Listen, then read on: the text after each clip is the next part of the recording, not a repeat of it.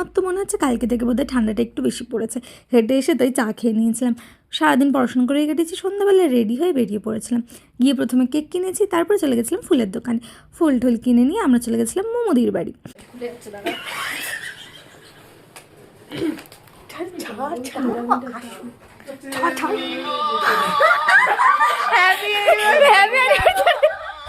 এবার মোমোদি আর জামাইবাবুর কালকে অ্যানিভার্সারি ছিল, তো আমরা তো প্ল্যান করেছিলাম দুজনকেই সারপ্রাইজ দেবো, বাট আমরা মোমোদিকে সারপ্রাইজ করতে পারিনি।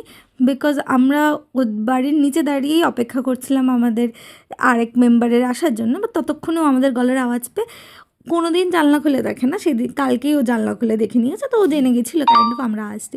তো জামাইবাবুর জন্য সারপ্রাইজ ছিল। ফুলের দোকানে প্রথমে গেছিলাম গোলাপ কিনবো বলে, বাট তারপর হঠাৎ আমরা দিদিভাইয়ের মনে হলো যে না, একটু মালা কিনে নিয়ে যাওয়া উচিত। 15 বছর হয়েছে, একটু তো কিছু স্পেশাল করা উচিত। তো তাই জন্য আমরা মালা কিনে নিয়ে এসেছিলাম। তারপর আমরা যে এত সুন্দর সারপ্রাইজ দিয়েছি, তাই জন্য আমাদের ট্রিটে রোল খাইয়েছে।